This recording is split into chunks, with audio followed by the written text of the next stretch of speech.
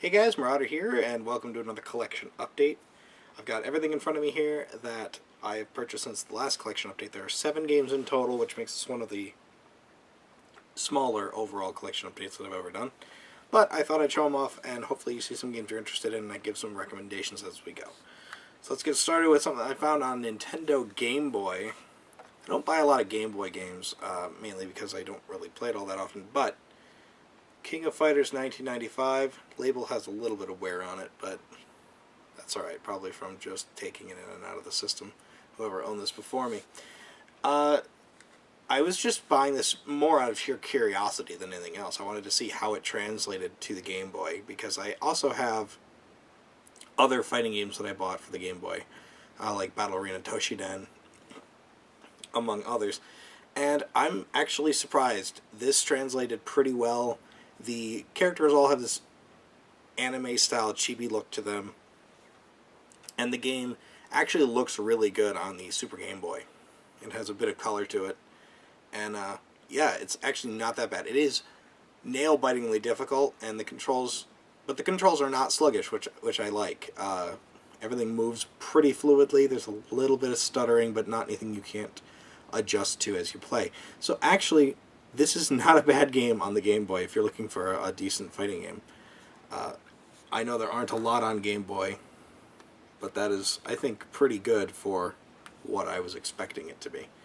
The next thing I picked this up at a GameStop a long time ago, and that is Shin Megami Tensei Digital Devil Saga. And I don't think this is complete. I bought this because I thought it was complete, but it's actually, from what my friends told me, missing the audio CD that it comes with. But other than that, it's complete, and personally, for what they were asking for it at GameStop price-wise, I wasn't going to concern myself too much with the CD. From what I've played of this game so far, it's very interesting.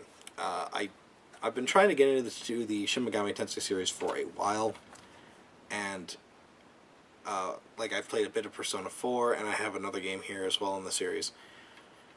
So hopefully I can jump into this a little bit more. I've been playing this on my PS2 emulator on my PC, and it runs fairly well, mainly because I just don't want to drag out my PS2 every time I want to play just this game. So I've been enjoying it so far. I'm not too far into it, but what I've played of it I like, so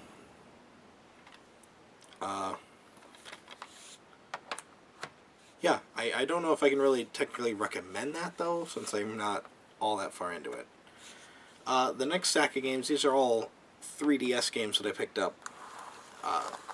With my birthday just passing, I picked up a lot of gift cards and things and spare cash, so I picked up a couple games here. The first one is Mario and Luigi Dream Team. I bought this mainly because the commercial was just way too interesting. What with Mario or Luigi on the exam table knocked out and they're playing around with him, and it's just a guy in a giant suit. It really got me intrigued about this game, and yeah, I played this for about 10 hours now. It's really good, really funny. It follows the storyline of the other Mario and Luigi games. So if you guys are a fan of those style of games like the Paper Mario and the Mario and Luigi, I mean, this is more of the same, which is not a bad thing. The humor is really good. The combat system, again, is very solid. So I quite enjoyed this game so far, and I hope to play this a lot more. So I can certainly recommend that to anyone who's a fan of action RPGs or the Mario and Luigi Paper Mario series in general. The next 3DS game I got, which I have not put any time into, is Virtue's Last Reward, or Zero Escape Virtue's Last Reward.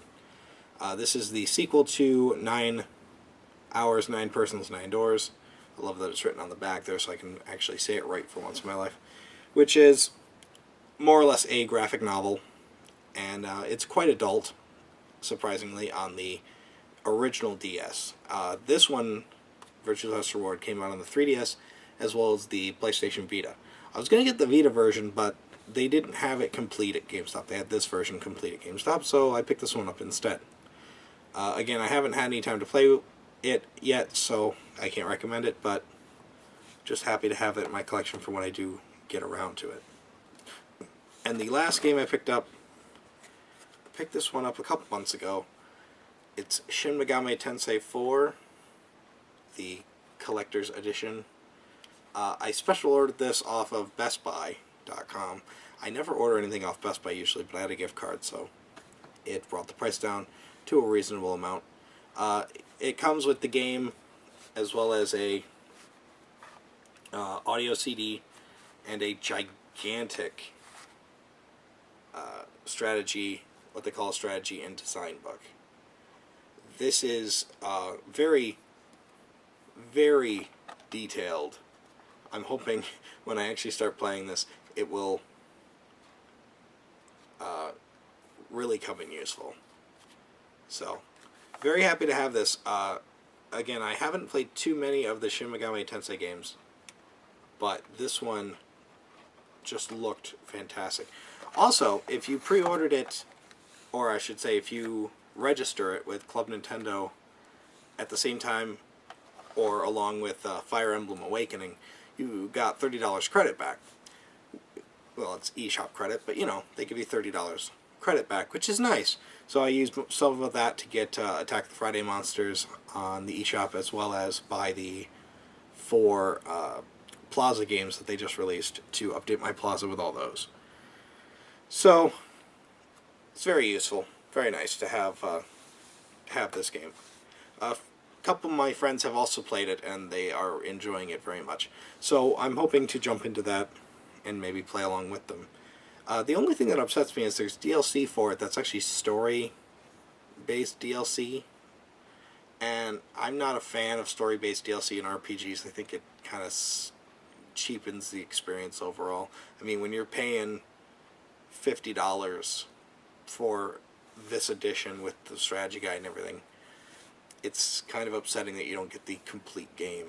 I'm okay with add-ons and expansions, but story-based DLC kind of annoys me. Anyway, moving on. The last 2 games I have here are both for my Wii U. The Wii U is really,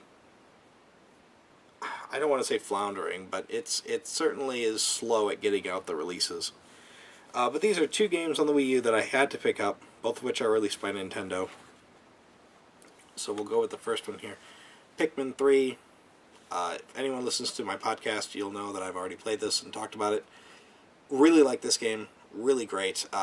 Works really well when you have the nunchuck and Wiimote with the tablet kind of off to the side as your map/command center thing. I wouldn't recommend playing with the gamepad itself, because trying to attack airborne enemies using the joystick aimer is just not as precise as you need it to be, or at least I like it to be. The two extra Pikmin, that they added in this game, the Rock Pikmin and the Winged Pikmin, are great additions, especially the Rock Pikmin, who cannot be crushed, and when you throw them, it's like a slingshot. It just destroys enemies. So it's a really entertaining game. You have 3 captains that are easy to switch between. You can switch between what Pikmin you're going to throw. And yeah, overall, this is a great addition to the Wii U's library. It was supposed to be a launch title, and they delayed it, but I'm glad they did, because the ending result is great. So I'm very pleased with Pikmin 3. I recommend it to anyone with a Wii U who just needs something to play, because I know there isn't a lot to play. The last game I picked up, I know this was released already, but I waited for this version of it to come out, which is the new Super Luigi U, which is New Super Mario Bros. U, basically modified to not include Mario, only include Luigi, but it also remixes the levels and shortens the time to 100 seconds, which makes the game nail-bitingly difficult. Luigi does not control at all like what Mario controls as. He has the same kind of feel to him that he did in Super Mario Bros. 2 for the Nintendo Entertainment System, where his momentum will carry him a little bit further than you expect, and when he jumps, he can actually kick to stay in the air a little bit longer and gain a little bit more height. You can still play with up to 4 people, or I should say up to 5 people if one person wants to be on the gamepad placing blocks. So it's got that same kind of multiplayer aspect to it, which is great.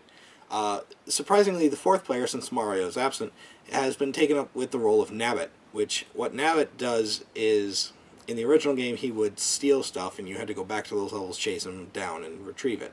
Whereas in this game, since you're playing as him, he's invincible, which is interesting, but also any power-ups that he takes, he redeems at the end of the level for extra lives for himself. So it's quite an interesting little add-on to the game. Overall, this is a great game. Again, it's a great addition to the Wii U library, especially when it needs it the most.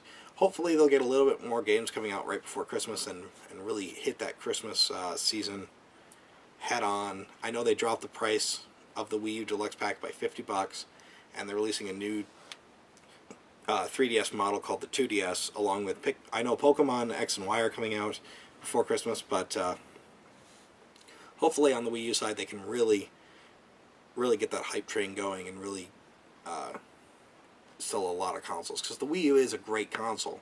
It just needs games.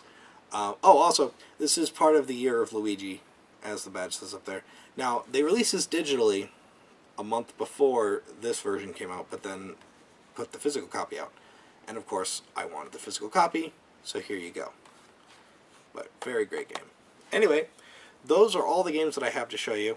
Hopefully you saw some games in there that you're interested in, and I can certainly recommend a few in there, like Mario & Luigi Dream Team, Super Luigi U, and Pikmin 3 are all great. So yeah, hopefully you guys enjoyed this video, and I'll catch you on the next collection update.